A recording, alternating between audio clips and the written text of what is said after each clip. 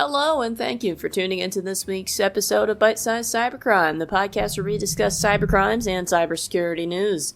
This week we'll be talking about a flaw affecting a lot of different Bluetooth audio devices called WhisperPair. Bluetooth earbuds are kind of the new standard after many phones remove the headphone jack, much to my annoyance, and the annoyance of many audiophiles who correctly assert that wired audio will always have better sound quality. In all seriousness, though, I do actually love my Bluetooth earbuds, but as it so turns out, they may be vulnerable. Google has a fast pair protocol that allows Bluetooth devices to, pair fast to the device. It's more than that, though. It actually allows easy connection with Bluetooth devices with devices logged into the same Google account, so you don't need to go through the long discovery process on each device you own. This, however, is exploitable. Apple users, by the way, you are not necessarily safe from this one either, because the vulnerability is within the headphones, earbuds, speakers themselves, not within Android phones or Chrome OS devices. The vulnerability is basically just a very poor implementation of the protocol. The fast pair specifications say that Bluetooth devices should ignore all pairing requests when they are not in pairing mode. That makes sense. However, some vendors got lazy and never enforced this check on devices, so when your device is not in pairing mode, it can still accept pairing requests without your knowledge. There won't be any prompt suggesting you've paired to a new device at all. The attacker uses a phone or laptop of theirs to send a message to your headphones, earbuds, or speaker, indicating that it wants to pair. In the devices that do not properly check for being in pairing mode, they will simply just accept the message instead of ignoring it like they're supposed to, so long as they are within 14 meters of you, but they don't actually need physical access to you. So what exactly does WhisperPair allow for an attacker to do? Well, they gain complete control over the audio device. If they're mean, they can blast noise metal at max volume directly in your ears, but if they're being nosy or perhaps trying to spy on someone for corporate or even government espionage purposes, they can listen to what you're saying, including any phone conversations you're having with someone else. Surprisingly, though, this is not all that happens.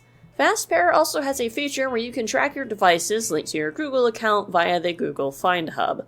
If you have an iOS or other Apple device, it's kind of like the Find My iPhone feature, but for Google. This, of course, can also be exploited by hackers, allowing them to track the location of your device and therefore, most likely at least, of you. Unless you left your phone somewhere, I guess. However, you will get a notification that your device is being tracked, so if that comes up and you didn't start tracking a device, that may not be such an innocent-looking bug or glitch in the system. It could be someone actually tracking your movements. Creepy. This is usually the part of the episode where I tell you what you can do to avoid this happening, but if you own a device that supports fast pair, the answer, unfortunately, is not very much. Disabling fast pair can only be done on something like your phone or your laptop, so that doesn't affect the actual device firmware itself. The vendor of your device needs to release a firmware update to fix this. And the devices that have this issue are made from really all sorts of vendors, and a lot of them are not small vendors. In fact, they're leaders in this industry. Jabra, Sony, Soundcore, Xiaomi, Marshall, JBL, Logitech, Nothing, or OnePlus have all been observed to have this vulnerability in the wild. I would advise checking their websites if you own any of their devices for further instructions on how to handle this. Most likely, some kind of update will be provided to you via an application that's used to manage these devices, and you'll have to download them. This, thankfully, is not the most serious vulnerability. Attackers can't really pull that much personal information from it, unless you're having a very sensitive phone conversation in public. However, it is still incredibly easy to pull off, and probably something you don't want someone messing with you in public with.